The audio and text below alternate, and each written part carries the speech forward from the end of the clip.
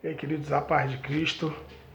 Estou aqui trabalhando um pouquinho, mas Deus tocou no meu coração em algo que no dia a dia nós estamos vivendo.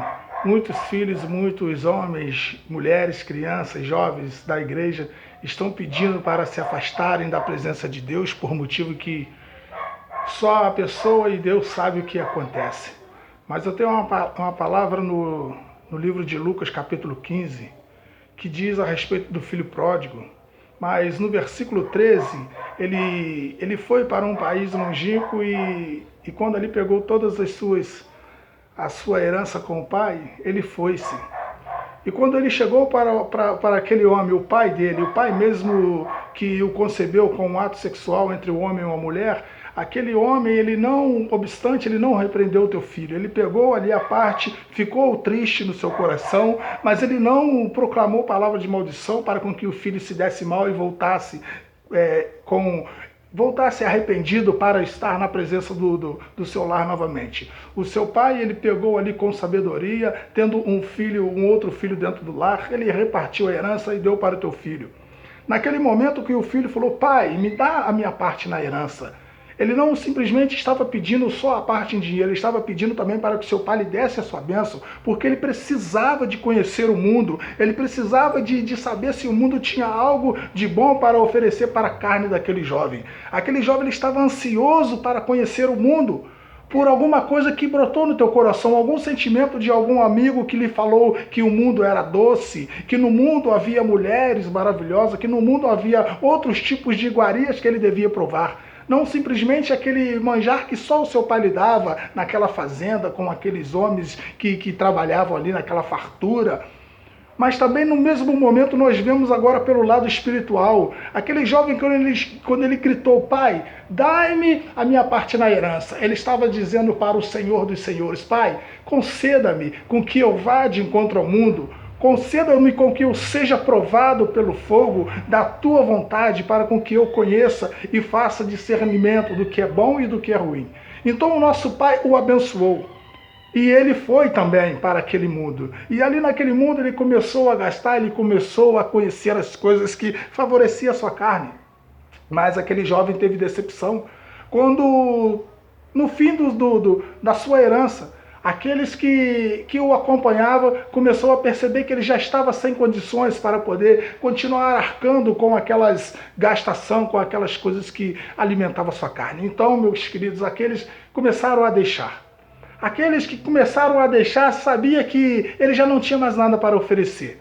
Mas a todo momento o pai, quando viu o filho sair pela porta, o pai debruçou-se na janela e ali viu o filho percorrendo aquele caminho. Mas o pai estava com uma certeza: no mesmo caminho que ele vai voltar. Porque ele vai conhecer algo que é bom para a carne dele, mas quando ele perceber no seu interior, quando o Espírito gritar mais alto, que só o lar do pai tem coisas para oferecer de bom. Então aquele jovem começou a gastar, perdeu tudo. E quando ele estava já ali num local faminto, num local onde habitava a miséria, habitava a pobreza, ele teve a vontade de comer da comida dos porcos, das bolotas dos porcos, assim como diz a palavra de Deus. Então aquele jovem, olhando para os céus, falou: pai, lá na casa de meu pai até os jornaleiros comem bem, comem do bom e do melhor, e eu aqui nesta miséria. Mas será que se eu pedir perdão para o meu pai, será que se eu me humilhar, será que se eu me arrepender, ele vai ter de misericórdia comigo? Ali ele já não estava falando consigo mesmo, ele estava exclamando para o Senhor: Senhor Deus, permita-me com que o coração do meu pai se mova e com que ele me receba novamente, porque eu pequei contra ele e estou totalmente arrependido. E aquele jovem pegou e partiu de novo para a fazenda ao encontro do pai, escreveu-lhe carta e foi. E quando ele chegou no portão da fazenda, lá estava o pai debruçado na janela. E quando o pai avistou aquele filho de longe, correu e abraçou. E aquele filho disse: pai, pequei contra os céus e contra ti. Perceba algo que aquele jovem disse: pai, pequei contra os céus. Primeiramente contra Deus, porque ele pediu a permissão de Deus para ir. E pequei contra ti. E o pai abraçou aquele filho, gritou com alta voz para os seus servos: venha depressa, traga-lhe o anel, traga-lhe roupas e traga-lhe sandálias. O pai iria devolver tudo aquilo que o filho pegou a sua parte, mas que verdadeiramente ele nunca deixou de obter na presença do Pai. Quando alguém se afasta da casa do Senhor, quando alguém se afasta do nosso Deus para conhecer algo que a nossa carne grita, o nosso lugar, ele fica marcado até com que nós venhamos retornar. Mas para retornar, tenhamos que reconhecer que o Senhor é o Senhor. Não há nada além dele, não há nada além da presença do Senhor. O mundo nos oferece coisas maravilhosas, coisas boas, coisas grandes, mas a única coisa que vem a saciar o nosso espírito é a presença de um Deus vivo. A família, ela está englobada hoje como promessas de Deus. A família está englobada hoje como projetos de Deus. Mas não basta simplesmente ser uma família em papel, não basta simplesmente ser uma família onde convivem, compartilham de coisas maravilhosas, mas quando há dificuldade, a família é a primeira a abandonar, a família é a primeira a criticar. Não adianta você estar vivendo numa vida, num casamento aprisionado simplesmente porque você está preso a algum filho pequeno, a alguma coisa que você não pode se desprender. O meu Deus, o teu Deus, ele não quer que você carregue um jugo que seja mais pesado do que você possa suportar. Se existe algo para você se decidir, decida. Esse filho decidiu que ele tinha que viver esta parte. Este filho decidiu que ele tinha que provar das iguarias do mundo para com que ele fizesse uma comparação. Mas ele pediu, ele teve a audácia de tomar uma decisão. Então não deixe essa decisão que você tenha de tomar, talvez Deus não vá descer dos altos céus e vá tomar essa decisão para você. Se você está com desejo de fazer algo, vá, faça, para com que você tenha certeza absoluta que Deus, ele é o Deus na tua vida, que a família é a família na sua vida, que você opinou para algo que viesse a te favorecer. Mas com toda a sabedoria, queridos, saiba que Deus, só Ele pode te guiar.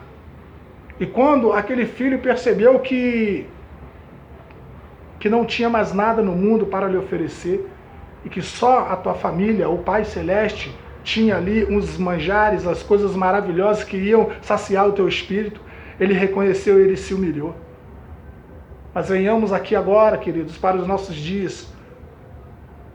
E você que tem se desviado do Evangelho de Jesus Cristo, e está assim ardendo no teu coração de voltar para a casa do Pai, mas você está com vergonha, você está com medo dos irmãos te olharem com os olhares de condenação, você está com medo de que alguém venha te criticar. Olha, ele era abençoado na obra, ele era um homem fervoroso, ele impunha as mãos, ele curava, ele orava no ministério. E por um momento você se desviou, você está com medo, com vergonha de voltar porque os outros estão falando isso, estão falando aquilo. Queridos, preste bem atenção, quando aquele jovem, ele reconheceu que só na casa do teu pai tinha as coisas que ele precisava. Ele foi de encontro e se humilhou. Pai, pequei contra os céus e contra ti. Não olhe você para o homem, para a mulher que está te caluniando, olhe para Deus, para o foco, porque quando Deus te perdoa, Ele perdoa, e não há ninguém quem te julgue. O nosso Deus, ele deixa bem claro, aquele que te abençoar, eu o abençoarei dos altos céus, mas aquele que te amaldiçoares, eu o amaldiçoarei. Eu, o Senhor Todo-Poderoso, o amaldiçoarei, porque você é pedra preciosa para o nosso Deus. Estou aqui trabalhando, mas o nosso Deus, ele me tocou nesta palavra. Talvez isso vai servir para você ou para alguém, mas preste bem atenção. Tome uma atitude. Tome uma atitude hoje. Você que necessita de retornar para a casa do Pai.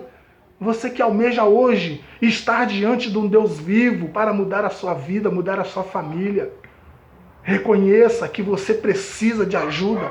Reconheça que você precisa de um Deus Todo-Poderoso para te ensinar os caminhos que você vai trilhar.